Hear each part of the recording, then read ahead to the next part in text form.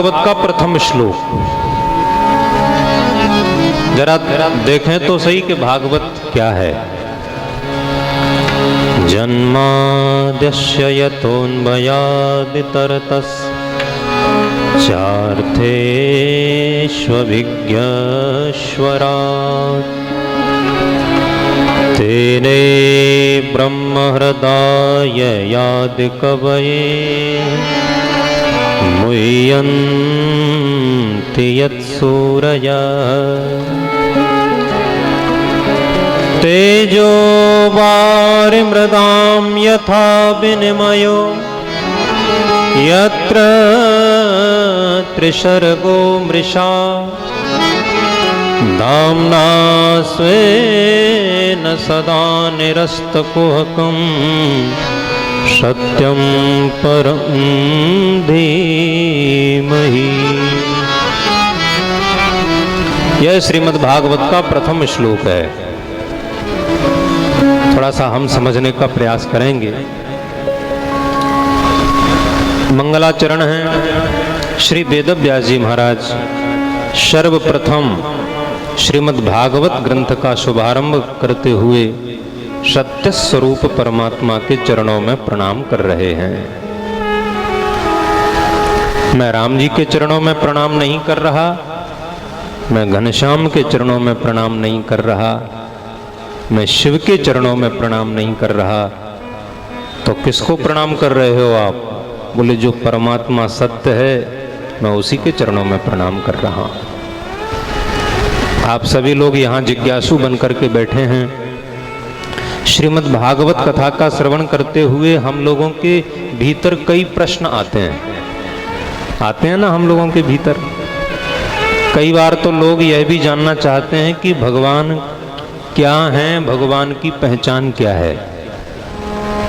जैसे तुम्हारी कोई पहचान पूछे कि भाई तुम्हारी पहचान क्या है, तो हम कहेंगे भैया हम लंबे लंबे हैं, हम पतले पतले हैं, हम शामले सामले हैं, या गोरे गोरे हैं, या फलानी जगह हमारा ये एड्रेस है, पता है। ये सब पता होता है। ठीक उसी प्रकार जीव अनंत जन्मों से भगवान को ढूंढने का प्रयास कर रहा है, लेकिन अभी तक हमको ये पता नहीं लगा कि भगवान की पहचान क्या है। तो भगवान की पहचान दो तरीके से होती है। शास्त्र की भाषा में इनको कहा जाता है लक्षण। जैसे उसका लक्षण क्या है? आपका बेटा खो गया है, उसका लक्षण क्या है, उसका स्वरूप क्या है? ऐसे ही हम लोग भी इस भव भवाटवी में जीव रूप में जन्म लेकर के भगवान को ढूंढ रहे हैं। तो प्रश्न हुआ कि भगवान की पहचान क्या है? तो उसकी पहचान दो तरीके से होती है, एक स्वरूप लक्षण और एक तटस्थ लक्षण। सबसे प्रथम जो स्वरूप लक्षण है उसी का वर्णन कर रहे हैं। स्वरूपम लक्षयति इति स्वरूप लक्षणम। परमात्मा क्या है? बोले सत्यम परम धीमहि। केवल मैं ही प्रणाम नहीं कर रहा, तो बोले जितने भी वक्ता, जितने भी श्रोता, केवल यहाँ व्यास गद्दी पर बैठ करके मैं ही भगवान को प्रणाम करूं ना, आप सब भी, हम सब मिलकर के भगवान को प्रणाम कर रहे हैं।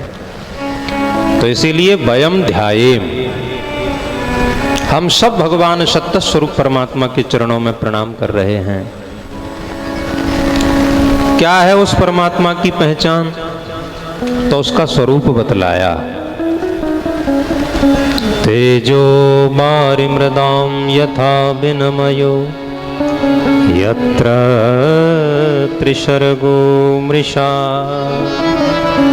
थोड़ा समझने का प्रयास करें। यद्यपि यह जगत कैसा है? झूठा। ब्रह्म सत्यम जगन मिथ्या, उमा कहूँ मैं अनुभव अपना, सत हरि भजन जगत सब सपना। ठीक उसी प्रकार यह जगत कैसा है? बोले यह जगत भी झूठा है, प्रतिक्षण बदलने वाला है। तो फिर हमको सत्य जैसा क्यों दिखाई दे रहा है? तो बतलाया तेजो वारिमृदाम यथा विनिमयो यत्र त्रिसर्गो मृषा। विनिमय कहते हैं विनिमयो व्यत्यय यानी विपरीत प्रतीति। जो मिथ्या संसार है वो हमको सत्यवत दिखाई दे रहा है। इसका कारण क्या है? तो 3 दृष्टांत दिए। तेज माने सूर्य की किरण, और बारी माने जल। आपने देखा होगा जब सूर्य की किरण जब जल में पड़ती है तो जल में हमको स्थल का भ्रम हो जाता है। यद्यपि वहां स्थल नहीं है, जिसको कहते हैं विपरीत प्रतीति मृग मरीचिका, मिथ्या प्रतीति होने लगती है। पर यह प्रतीति क्यों हुई? वो सूर्य की किरण से। सूर्य की किरण से जहां पर जल है वहां पर हमको स्थल दिखाई दे रहा है। कई बार यह भी होता है मृदाम, जहां पर मिट्टी है, स्थल है, वहां पर बारी माने जल की भी प्रतीति होने लगती है। इसका मतलब क्या हुआ? बोले इसका मतलब ये हुआ कि सूर्य की जो किरण है वो हो गई अधिष्ठान, और जो जल है, जो मिट्टी है, वो हो गया अध्यस्त। तो अधिष्ठान के द्वारा अध्यस्त में विपरीत प्रतीति होने लगे, इसी को कहते हैं मृग मरीचिका। ये तो एक लौकिक दृष्टांत हुआ। ठीक उसी प्रकार यह जगत क्या है? बोले जगत भी झूठा है। पर जगत झूठा है, पर यह सत्य क्यों दिखाई दे रहा है? तब श्री गोस्वामी तुलसीदास जी महाराज कह रहे हैं, जासु सत्यता ते जड़ माया, जासु सत्यता ते जड़ माया, जासु सत्यता ते जड़ माया, जासु सत्यता ते जड़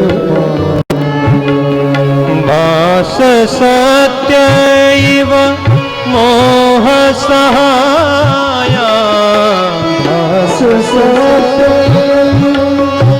मोह सहाया, भास सत्य इव मोह सहाया, भास सत्य मोह सहाया, जासु सत्यता ते जड़ माया, जासु सत्यता ते जड़ माया।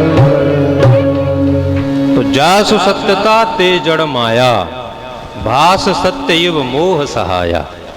श्री गोस्वामी जी कहते हैं यह जगत तो झूठा ही है, पर भगवान के अधिष्ठान के कारण यह जगत कैसा दिखाई दे रहा है? सत्यवत प्रतीत हो रहा है। किसी ने प्रश्न किया, बोले यदि यह झूठे जगत का अधिष्ठान परमात्मा है तो कहीं ना कहीं मिथ्यात्व का दोष भगवान में भी आना चाहिए। जब झूठे जगत का अधिष्ठान भगवान हो गए तो फिर कहीं ना कहीं मिथ्यात्व का दोष भगवान में भी आना चाहिए। तब श्री वेदव्यास जी महाराज कह रहे हैं, बोले धामना स्वेन सदा निरस्त कुहकम सत्यम परम धीमहि। धामना शब्द का अर्थ क्या है? धामना चित सत्या।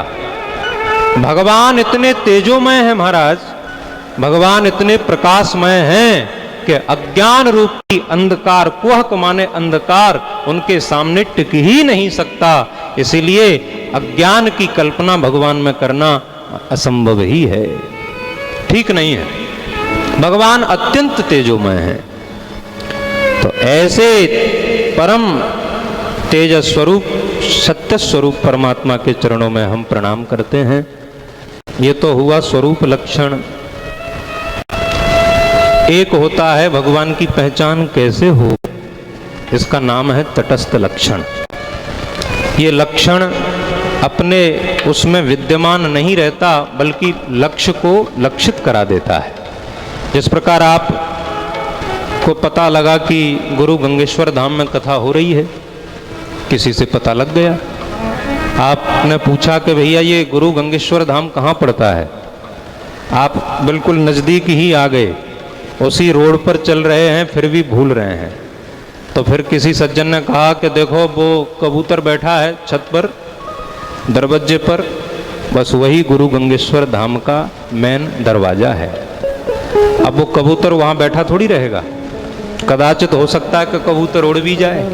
तो कबूतर उड़ने का मतलब ये नहीं कि ये गुरु गंगेश्वर धाम नहीं है, बस आपको उस कबूतर के माध्यम से ये ज्ञान हो गया कि यही स्थान है जहां पर कथा हो रही है। ठीक उसी प्रकार तटस्थ लक्षण उसे कहते हैं जिसके माध्यम से भगवान का ज्ञान हो जाए। तो प्रश्न हुआ कि महाराज यह इतना बड़ा विहंगम संसार जिसने भी बनाया, आखिर जगत का कारण कौन है? तो बड़ी अद्भुत बात कही, इतने बड़े विस्तृत जगत को बनाने वाला कोई न कोई ईश्वर तो है, कोई न कोई परमात्मा तो है। एक बार एक आस्तिक और नास्तिक दोनों में संवाद हो गया। आस्तिक अपनी बात को रखे, आस्तिक कहे ईश्वर है, नास्तिक कहे ईश्वर नहीं है। दोनों में बहुत दिन तक विवाद चलता रहा। एक दिन आस्तिक के यहाँ पर नास्तिक आया, तो वहां पर टेबल पर एक सुंदर कागज पर कमल का फूल बना हुआ था। तो नास्तिक ने कहा, ये फूल किसने बनाया? बोले ये तो हमको पता नहीं, शायद हमको लग रहा है कि अपने आप ही बन गया। तो नास्तिक बोला कि अपने आप तो कुछ हो नहीं सकता, आखिर इस फूल को कोई ना कोई बनाने वाला तो है। बोले नहीं नहीं, ये हो ही नहीं सकता। आस्तिक कहता, बोले नहीं, ये अपने आप बन गया। उसने कहा, बोले नहीं, इतना सुंदर पुष्प है, इसको बनाने वाला कोई तो है। तो उसने कहा, बोले इतने दिन से हम यही तो तुमको समझा रहे थे, जब छोटा सा कागज पर फूल यदि किसी बनाने वाले के बिना नहीं बन सकता, तो इतनी बड़ी दुनिया जो बनी है, अर्थात उसको बनाने वाला कोई न कोई तो है। बस उसी से हमको ज्ञान हो गया कि कोई न कोई ईश्वर है। तो कौन है? तो जन्माद्यस्य यतोऽन्वयादितरतस् चार्थेष्वभिज्ञस्वरा। श्रीधर स्वामी कहते हैं, अस्य विश्वस्य जन्म स्थिति भंगा यतो भवन्ति तम धीमहि इत्यर्थः। जिस परमात्मा के कारण जगत की उत्पत्ति, जगत का पालन, विश्व का संहार है, ऐसे परमात्मा के चरणों में हम प्रणाम करते हैं। अब जगत की उत्पत्ति के विषय में दो तरह के दृष्टांत दिए जाते हैं, अन्वयादि तरतः। अब जरा ध्यान देना इस विषय को। ये प्रथम श्लोक यदि हम लोग समझ गए तो समझ लो हमारा भागवत जी में प्रवेश हो गया, है ना? बोलो राधे राधे।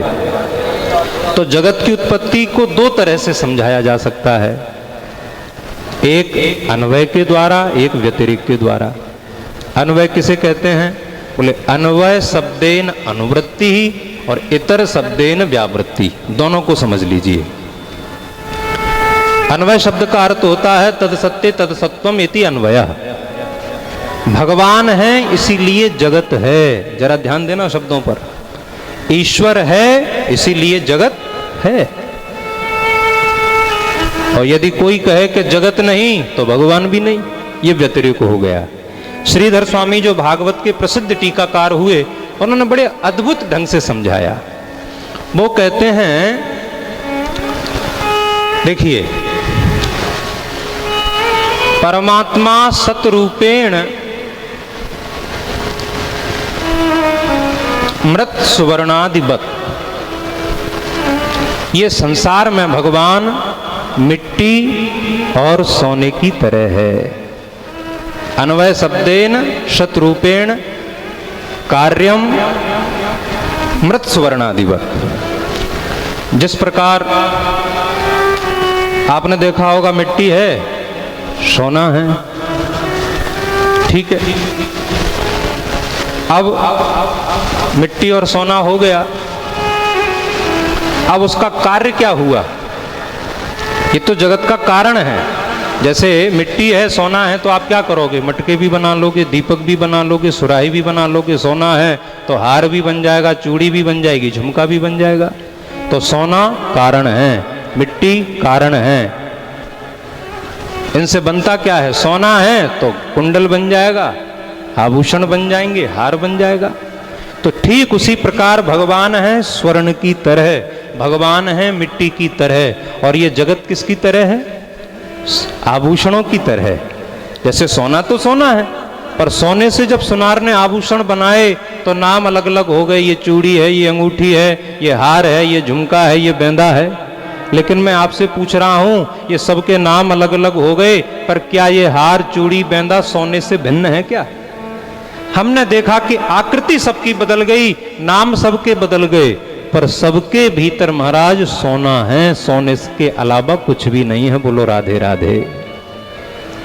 ठीक उसी प्रकार इतने बड़े जगत में हम राम हैं, तुम श्याम हो, ये सुरेश हैं, ये दिनेश हैं, ये गायत्री हैं, ये देवी हैं, ये उर्मिला हैं, ये सती हैं, ये सावित्री हैं।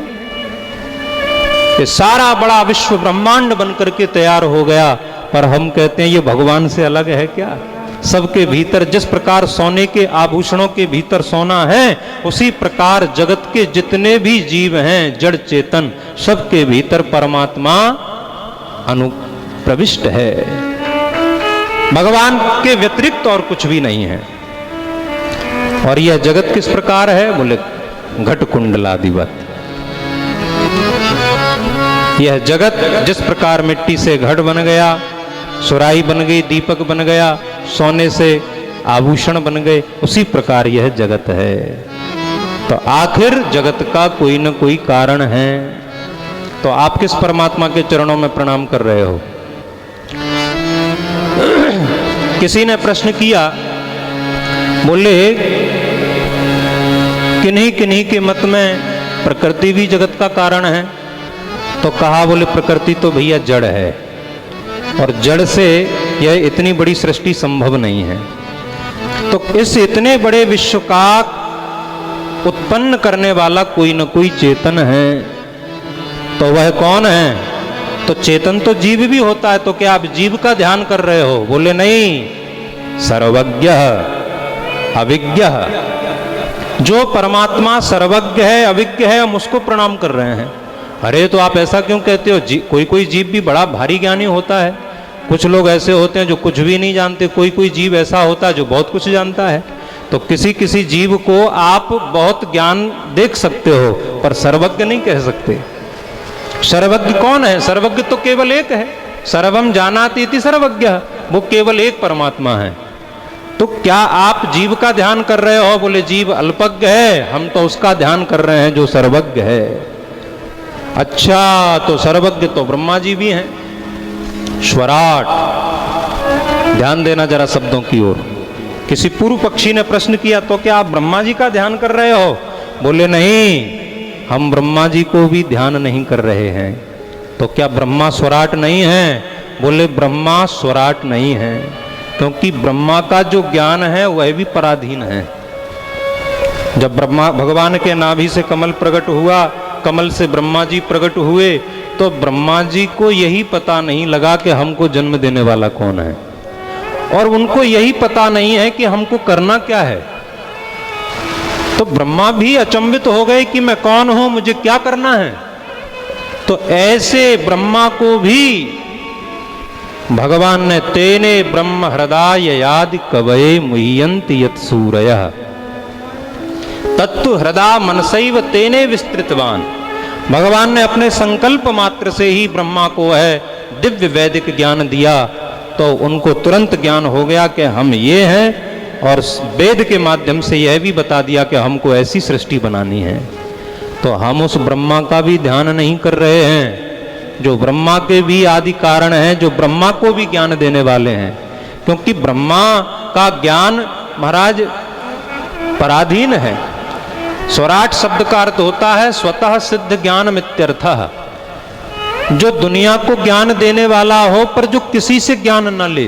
पर ब्रह्मा को तो ज्ञान लेने की जरूरत पड़ी ना, ब्रह्मा का ज्ञान तो पराधीन हो गया। किसी पूर्व पक्षी ने प्रश्न किया कि हमने तो आज तक यही नहीं सुना कि ब्रह्मा जी कौन सी पाठशाला में पढ़ने के लिए गए। किसी ग्रंथ में आपने सुना है क्या कि ब्रह्मा जी का भी एडमिशन हुआ और वो पढ़ने गए हों? बोले भैया ब्रह्मा जी की पढ़ाई हम लोगों की तरह नहीं है कि एडमिशन लेना पड़ता। जो जगत के आदि कारण हैं, द्वितीय श्लोक में